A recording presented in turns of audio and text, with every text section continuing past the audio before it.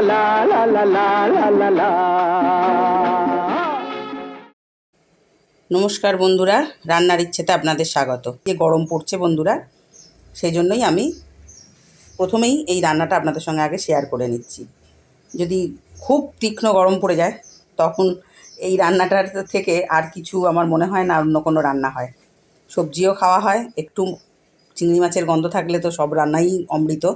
যাই হোক, সেই জন্যই আমি কিন্তু এটুকুনি চিংড়ি মাছ গরমে খাওয়াই যায়, সেই জন্য কিন্তু আমি এটা চিংড়ি মাছ দিয়ে করছি, নাহলে এটা কিন্তু বড়ি দিয়েও হয়, কোনো অসুবিধা নেই। সেই জন্যই আমি এই রান্নাটা আপনাদের সঙ্গে শেয়ার করছি আজকে।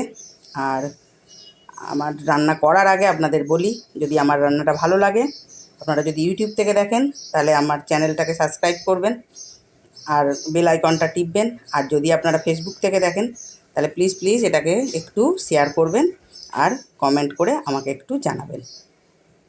চলুন আমি এবার আমার রান্নাঘরে যাচ্ছি। এবার দেখুন আমি রান্নাটা শুরু করি। আমি রান্নাটা শুরু করার আগেই আমি এখানে একটা মশলা ভিজিয়ে নিচ্ছি। আমার এই বড় চামচের, এই কাঠের বড় চামচ, সরি, এই যে এখানে আমি একটু বেশি হলুদ দিলাম, যেহেতু সব তো সবুজ সবুজ। 1.5 চামচ মতন জিরে দিলাম, এখানে 1 চামচ ধনে দিলাম, ব্যাস। এখানে কিন্তু আর কিছু মশলা দেবো না, জিরে, ধনে আর হলুদ দিয়ে আমি এটা একটু ভিজিয়ে রাখলাম। আমি এখানে একটু সামান্য তেল আগে দিলাম, দেখুন একদমই সামান্য, তাতে আমি চিংড়ি মাছটা দিয়ে একটু কষে করে নেব। একটু নাড়াচাড়া।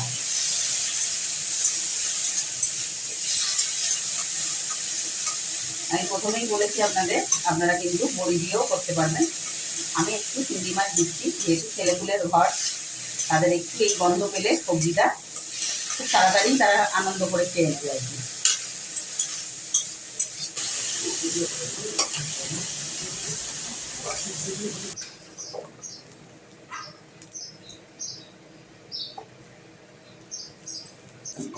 এই রান্নায় কিন্তু, যেহেতু গরমের রান্না হচ্ছে, বেশি তেল যাবে না, বেশি মশলা যাবে না। আমি কিন্তু একবারই একটু তেল দিয়ে দিলাম, সেটুকুই লাগায়, যতটা পেরেছি কমই দিয়েছি। আমি এর মধ্যে 2 গোটা শুকনো লঙ্কা দিলাম,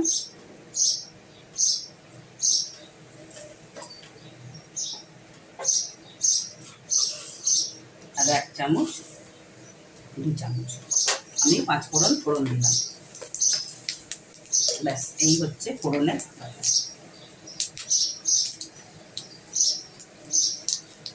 দেখুন ফোড়নটা একটু ভাজা হয়ে গেছে। আমি কিন্তু এর মধ্যে আলুগুলো আগে দিয়ে দিই। আলুগুলোর একটু কালার চেঞ্জ হোক, তারপর আমি ফেরত আসবো। এবার আমি যে সবজিগুলো শক্ত, সেগুলো আমি একে একে দিতে থাকবো। আমি প্রথমে কুমড়োগুলো দিয়ে দিলাম, যেহেতু এটা কম তেলেরই রান্না, এটা একটু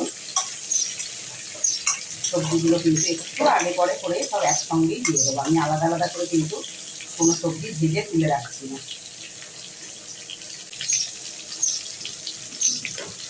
এর মধ্যে পটলগুলোও দিয়ে দিলাম,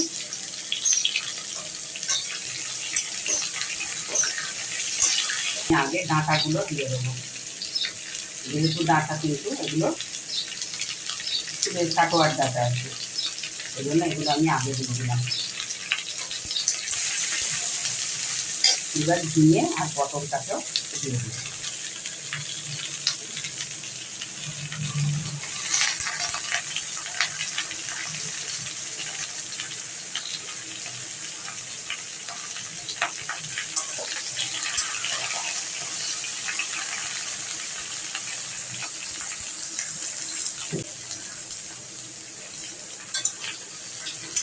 ঝিঙে পটল দিয়েও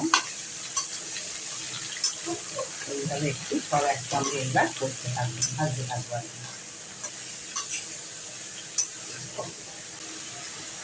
সামান্য একটু ঢাকা দিয়ে দেবেন, দেখবেন সবজিগুলো নরম হয়ে যাবে।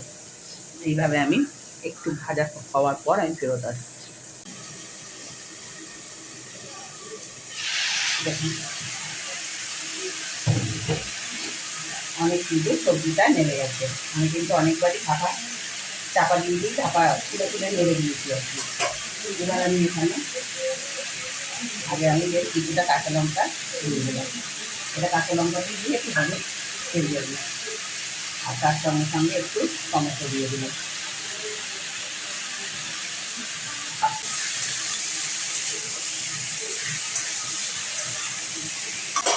এটা নাড়ার পরই আমি এখানে যে মশলাটা গুলে রেখেছিলাম, ধনে জিরে আর হলুদ, আমি সেটা দিয়ে দিলাম। তার সঙ্গে সঙ্গে আমি এখানে 1 চামচ আদা বাটা দিয়ে দিলাম।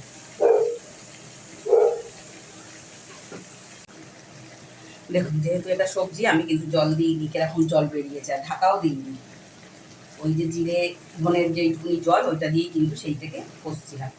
এবার আমি এখানে পরিমাণ মতন নুন, আমি কিন্তু এতক্ষণ নুন দিইনি। নুন যদি আগেই দিয়ে দেন তাহলে সবজিগুলো কিন্তু একবারই প্রথমেই গলে যাবে। আর আমি কিন্তু আবার একটা কথা বলি, আমি কিন্তু এখানে একদমই প্রপারই গরমের সবজি দিয়েছি। আলু, পটল, কুমড়ো, বেগুন, কাটোয়ার ডাঁটা, আলু, পটল, কুমড়ো, বেগুন, কাটোয়ার ডাঁটা, আর হচ্ছে টমেটো, কাঁচা লঙ্কা, আর এখানে স্বাদের জন্য একটু চিংড়ি মাছ আমি দিয়েছি। এই রান্নাটা কিন্তু একটু কাটোয়ার ডাঁটা বা সরষের ডাঁটা, এই রান্নাতে কিন্তু একটু মিষ্টি যায়, সেই জন্য কিন্তু আমি একটু মিষ্টিও অ্যাড করলাম। আর যেহেতু এটা একটা পাঁচমিশুলি সবজি, তার জন্য তো একদমই দিতেই হবে, তা নাহলে কিন্তু একটা গন্ধ বেরোবে। পাঁচমিশুলি সবজিতে একটু মিষ্টি আর একটু গরম মশলা, ব্যাস, তাহলেই কিন্তু একদম একদম। এবার এটা কিন্তু একটু কষবো, তার সঙ্গে আমি চিংড়ি মাছটাও দিয়ে দিলাম। আমি কিন্তু এখানে চিংড়ি মাছ বেশি দিইনি, 100 গ্রাম চিংড়ি মাছই আমি এখানে দিয়েছি। জাস্ট একটু গন্ধ হবে আর একটু টেস্ট।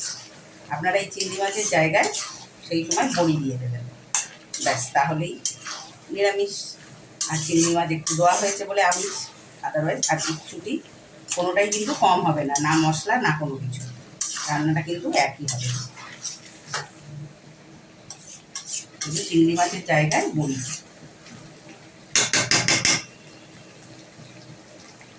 ব্যাস, এটা কষা হয়ে গেলে এবার পরিমাণ মতন জল আর আমি যতটুকুনি জলের দরকার ততটুকুনি। এটা একটুখানি ঝোল ঝোলও রাখতে পারেন, আবার একদম গামাখাও করতে পারেন, এটা আপনাদের নিজেদের চয়েস। ব্যাস, আর কিন্তু কিছু দেওয়ার নেই, জাস্ট নামানোর আগে একটু গরম মশলা। দেখুন আমার একদম রান্না কিন্তু কমপ্লিট। এবার আমি গ্যাসটা আস্তে করে নিলাম, ঢাকাটা খুলে এবার এখানে একটু সামান্য গরম মশলা দিয়ে দিচ্ছি। ব্যাস, এবার একটু নাড়াচাড়া করে খানিকক্ষণ চাপা দিয়ে আপনাদের সঙ্গে শেয়ার করছি। দেখুন কি চটজলদি একটা গরমের দুপুরের ভাতের পাতের আয়োজন হয়ে গেল। আমি একবার আপনাদের পরিবেশন করেই দেখাবো, চলুন। দেখুন বন্ধুরা, এই গরমের সবজি কিন্তু আমি নিয়ে বসে পড়েছি। এই গরমের সবজি কিন্তু আর কিছুই লাগবে না এই তরকারিটা থাকলে। দেখুন চিংড়ি মাছ দিয়ে, এই কাটোয়ার ডাঁটা দিয়ে, সমস্ত সবজি দিয়ে এই তরকারি। আপনাদের কেমন লাগে বলবেন, আমার তো খুবই ভালো লাগে, সেই জন্য আমি খেতেই বসে পড়েছি এক থালা নিয়ে। দেখুন